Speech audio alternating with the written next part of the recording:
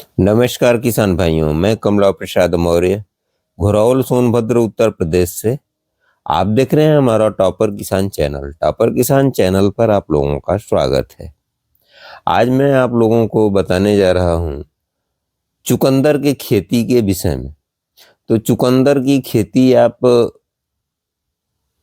अक्टूबर नवंबर से लेकर फरवरी तक कर सकते हैं।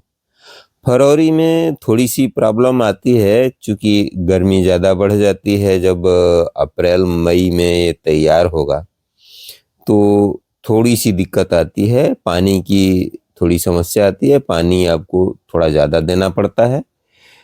तो अगर आप अभी इसकी प्लानिंग नहीं कर पाए हैं तो तुरंत कर सकते हैं, क्योंकि अभी आज 15 फरवरी है, तो 15 फरवरी के बाद आप 20-22 फरवरी तक अगर आप चुकंदर को लगा सकते हैं तो बिल्कुल लगा सकते हैं, और आपको अच्छा लाभ देकर ही जाएगी फसल। इसलिए कि ये लगभग लगाने के 1 महीने बाद इसकी जर्मिनेशन होकर के 2-3 पत्तियां निकल जाती हैं। करीब 90 से 100 दिन का समय लगता है इसको तैयार होने में। तो अच्छी वेराइटियों का चुनाव करके आप जो है इसको लगा सकते हैं। तो जब इसको आप लगाएंगे तो चुकंदर की खेती से आपको ठीक ठाक उत्पादन मिल जाता है। करीब करीब प्रति एकड़ 100 कुंटल से लेकर के 150 कुंटल तक उत्पादन मिल जाता है इसका।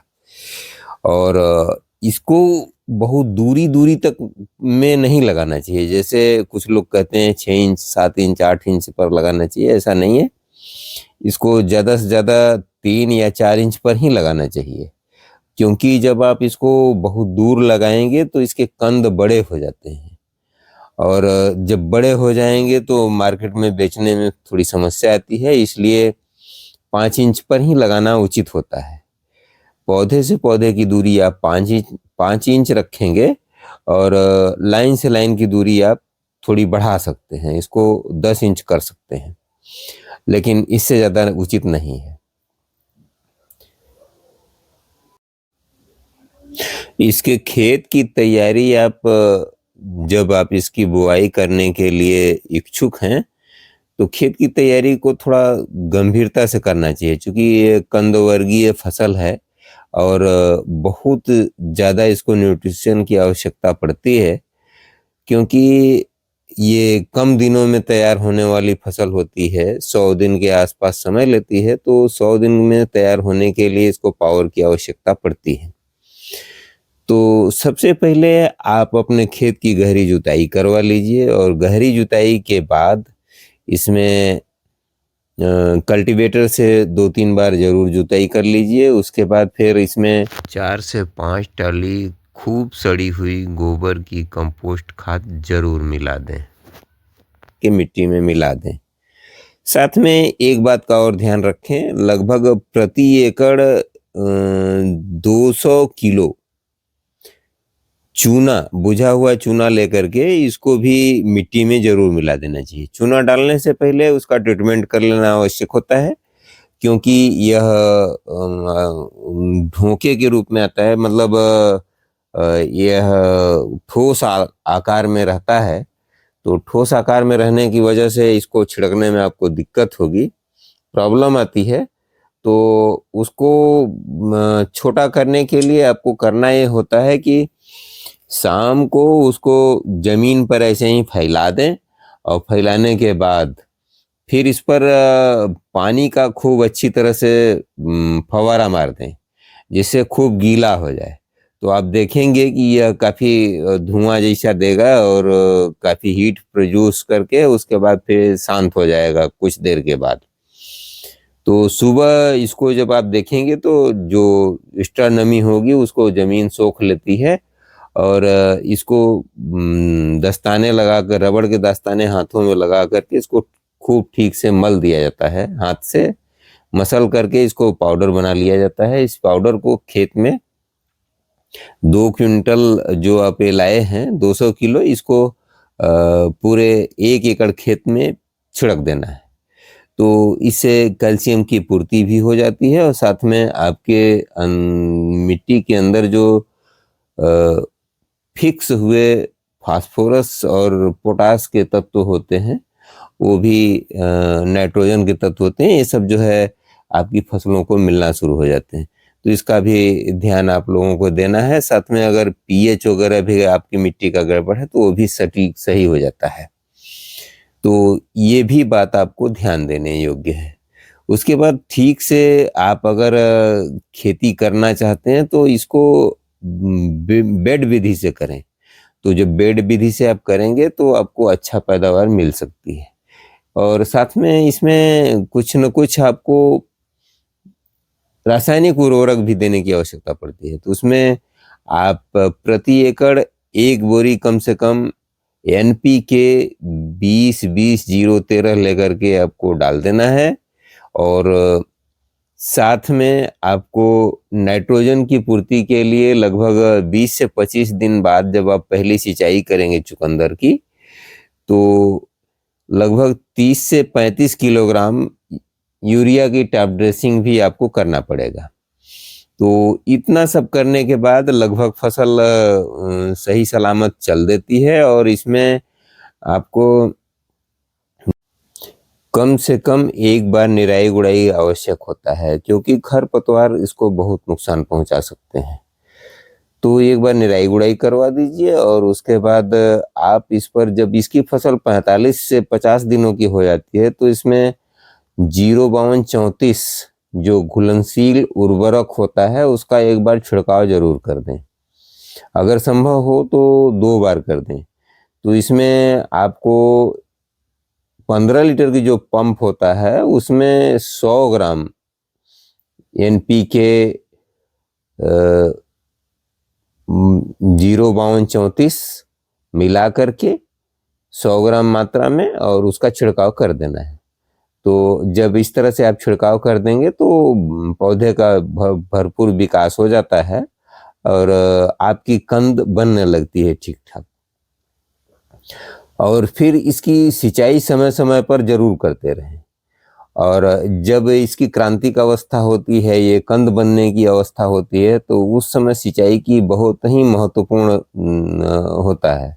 सिंचाई अगर आप समय से नहीं करेंगे तो फसल आपकी बर्बाद हो जाएगी। तो उस समय सिंचाई जरूरी होता है। और जब ये इसका कंद तैयार हो जाता है तो कंद तैयार होने के बाद यदि आपको मार्केट ना मिले या किसी वजह से आपको समय ना मिले तो अगर कंद बड़ा होने लगे, बहुत बड़ा होने लगेगा, तो उस समय इसकी सिंचाई रोक देनी चाहिए। जब सिंचाई रोक देंगे तो इसका कंद बढ़ेगा नहीं। लेकिन जब ज़्यादा गर्मी पड़ने लगती है तो सिंचाई की इसकी आवश्यकता पड़ती है। तो काफ़ी लंबे समय के बाद सिंचाई आप कर सकते हैं, लेकिन बहुत संभाल कर सिंचाई करने की आवश्यकता होती है। नहीं तो बिना सिंचाई के ही इसको उखाड़ करके बेच लीजिए। क्योंकि जब आप सिंचाई गर्मियों में काफ़ी समय तक अगर पानी नहीं दिए हैं तो जब आप सिंचाई करते हैं तो इसके कंद जो है फटने लगते हैं। तो ऐसी परिस्थितियों में हो सके तो स्प्रिंकलर से हल्के हल्के पानी देना शुरू करें और धीरे धीरे इसको उखाड़ करके और मार्केट में बेच करके खाली हो जाए। और साथ में अगर आपके कंद में ऐसे भी अगर फटने की समस्या आती है तो आपको बोरान तत्व की कमी या कैल्शियम की कमी भी हो सकती है। तो इन दोनों तत्वों को भी आप छिड़क सकते हैं। छिड़कना बहुत जरूरी होता है। तो बोरान का प्रयोग भी जरूर करें और कैल्शियम मैग्नीशियम का भी प्रयोग करें, जिससे आपकी फसल बिल्कुल स्वस्थ और बिल्कुल तंदुरुस्त तैयार हो जाए और आप इसको अच्छे से बाजार में बेच सकें। चुकंदर में सबसे बड़ी बात ये होती है कि इसमें वहीं पत्ती खाने वाले कीड़े कभी कभी लगते हैं, नहीं तो और कोई समस्या आती नहीं है। क्योंकि हमने खेती किया था तो हमने देखा कि चुकंदर में किसी भी प्रकार के रोग या फंगस या किसी भी बीमारी का कोई प्रकोप नहीं था। और लगभग बिना लो मेंटेनेंस, बहुत कम मेंटेनेंस में ये इसकी फसल तैयार हो गई और आराम से इसको बेच करके इसका फायदा ले लिया हमने। जब हमने पहली बार निकाला था तो उस समय 25 से 30 रुपए का रेट था, और फिलहाल वर्तमान में 15 से लेकर 20 रुपए तक का रेट चल रहा है। तो आगे आने वाले समय में जो इस समय फरवरी में खेती की जा रही है उसका रेट 20 से ऊपर ही रहेगा। तो 20 से लेकर 25 रुपए से लेकर 30 रुपए तक का रेट इसको देखने को मिलता है। तो अगर 25 से 30 रुपए का भी रेट मिलता है और उत्पादन हम इसको मिनिमम मान लेते हैं तो 100 कुंटल से कम तो होना नहीं है। अगर आप अच्छे से प्रबंधन किए तो 100 कुंटल तो हो ही जाता है। तो लगभग 2 से 2.5 लाख रुपए की पूरी आमदनी होती है, और जिसमें अगर खेती के खर्चे और खेत का किराया, पानी वगैरह का सारा खर्चा अगर काट दिया जाए तो 70 से 75 हज़ार रुपये इसको माइनस कर देते हैं, तब भी आपको 1.5 से पौने 2 लाख रुपए तक का इनकम देखने को मिलता है। तो इस प्रकार किसान भाइयों, यदि आप चुकंदर की खेती करना चाहते हैं तो बहुत ही बेहतर विकल्प है। इसमें कुल मिलाकर के कुछ नामी गिरामी कंपनियां हैं, मैं किसी का नाम नहीं लेना चाहता हूं। तो नामी गिरामी कंपनियों का बीज लेकर के हाइब्रिड भी लगा सकते हैं, और साथ में ओपन मार्केट में जो ओपन वेराइटियां हैं, रिसर्च वेराइटियां हैं, उन वेराइटियों को भी लगा सकते हैं। क्योंकि हमने तो यही जो है ओपन वैरायटी लगाई थी, जो हमको 1300 से लेकर के 1400 रुपये किलो तक मिला था, और उसी को लगा करके हमने बाजार में बेचा। और जिनका हाइब्रिड था उनका भी और हमारा भी सब एक ही रेट बिकता था, उसमें रेट भाव में कोई खास अंतर नहीं है। तो आप यह अच्छी तरह से समझ सकते हैं कि अगर चुकंदर की खेती आप करते हैं तो अच्छा खासा मुनाफा हो सकता है।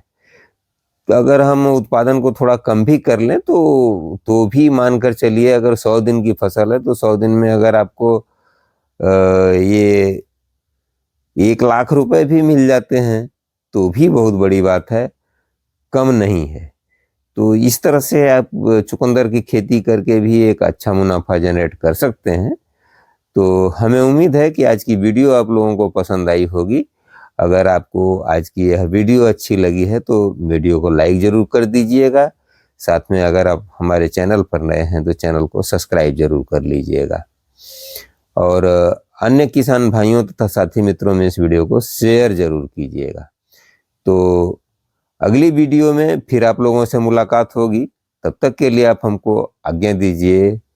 नमस्कार, धन्यवाद। जय जवान, जय किसान, जय विज्ञान।